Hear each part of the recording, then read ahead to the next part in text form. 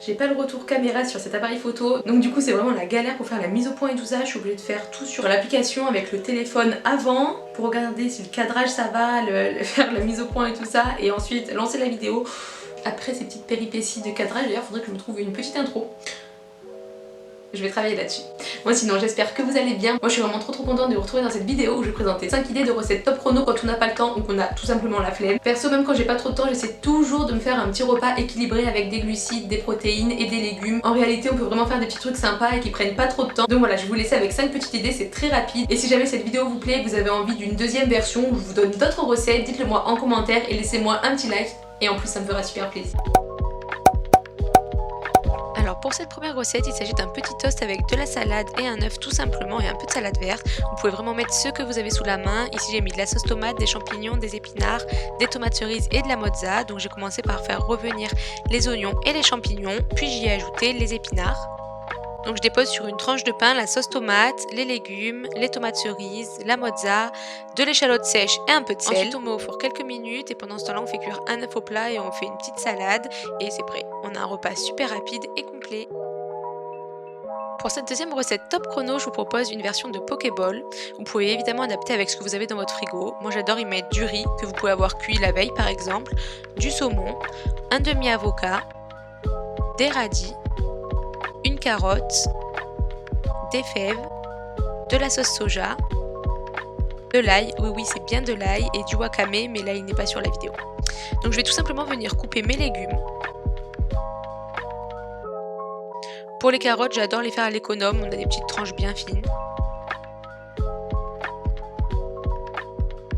Ensuite je dispose dans un premier temps le riz que je vais venir mélanger avec de la sauce soja.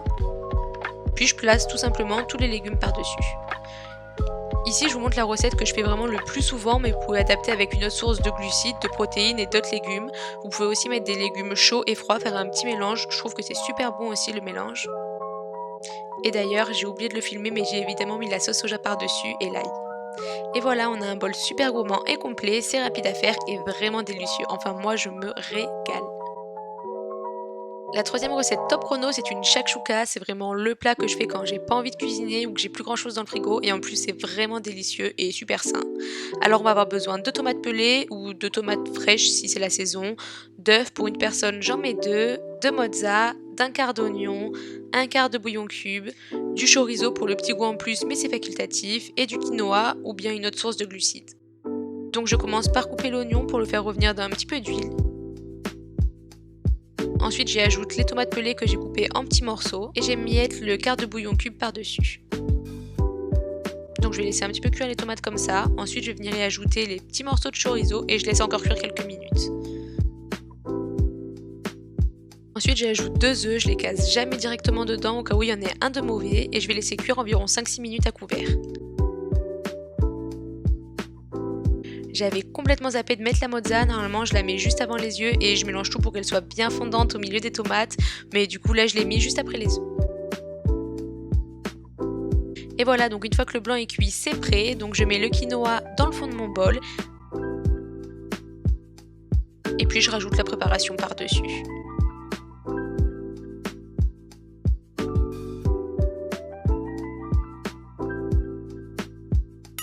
Je voulais vous montrer l'œuf coulant mais c'était un fail, heureusement qu'il y en avait 2 et que l'autre était bien cuit. Donc c'est vraiment un repas super rapide, simple et très sain aussi, et perso je me régale toujours. Pour cette recette, je vais vous proposer une tortilla juste délicieuse et bien sûr vous pouvez encore adapter avec vos ingrédients préférés. Alors pour une tortilla, on va avoir besoin de 2 tranches de tomates, un demi-avocat, un demi-oignon, 2 tranches de chèvre, un peu de salade, une tranche de cheddar, une tortilla et 3 nuggets. Pour la sauce, ici je fais miel et moutarde, mais avec de la sauce burger ou une sauce blanche, c'est vraiment super bon aussi. Donc je commence par mettre les nuggets au four, le temps de préparer le reste. J'avais déjà préparé les légumes et les oignons sont en train de cuire, donc on va couper la tortilla jusqu'au centre, puis tout simplement placer les ingrédients de façon à pouvoir la plier en 4. Je commence par mettre la salade, puis l'avocat que j'ai écrasé avec des épices. J'y ajoute des petits morceaux de tomates ou bien en tranches, c'est pareil. Une tranche de cheddar.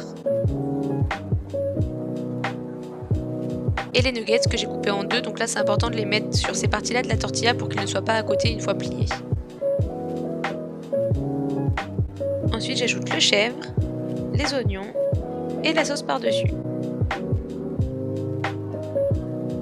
Pour le pliage, il n'y a vraiment rien de plus simple, je vous laisse regarder.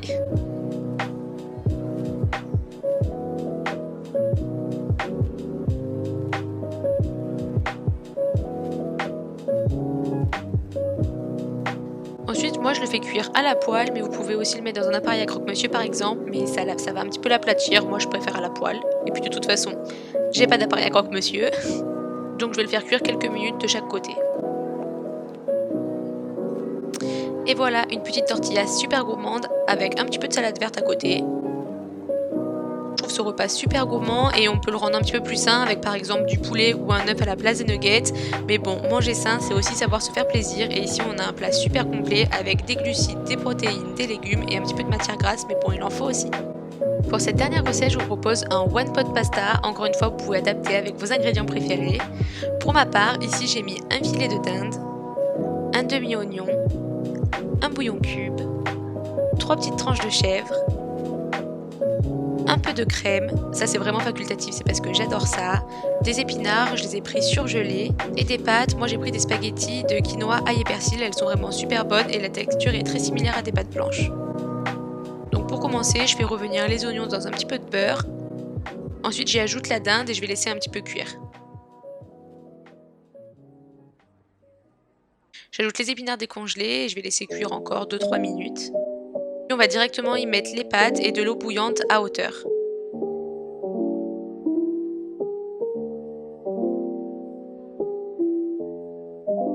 Et j'émiette le bouillon cube par-dessus. Maintenant, on va laisser simplement cuire le temps qui est indiqué sur le paquet. Donc en fait, c'est ça le but du one pot pasta, ça va être de tout faire cuire en même temps dans une même poêle. On peut très bien mettre tous les ingrédients d'un coup et laisser cuire. Moi, je préfère quand même faire petit à petit pour le faire revenir les oignons en premier. Le poulet, je trouve que ça va donner un petit peu plus de goût quand même. Pour finir, moi j'adore la crème, alors c'est vraiment pas indispensable, mais moi j'aime bien en ajouter un petit peu quand même. Et je mets le chèvre au dernier moment. Le one pot pasta c'est vraiment super simple et rapide à réaliser, on peut vraiment le décliner de plein de façons possibles.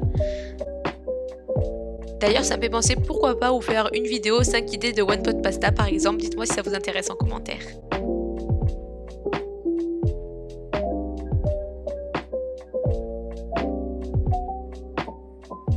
Et voilà une dernière recette encore rapide, complète et super bonne. Donc voilà, j'espère que ces petites recettes vous ont plu. Si vous voulez une deuxième version, n'oubliez pas de me le dire en commentaire. Sur ce, je vous laisse et je vous souhaite une très belle journée. Et on se retrouve samedi dans une prochaine vidéo qui sera une journée dans mon assiette sous forme de vlog. Donc d'ailleurs, je vais la tourner demain. J'espère que ça vous plaira. Et on se retrouve tout de suite sur Instagram.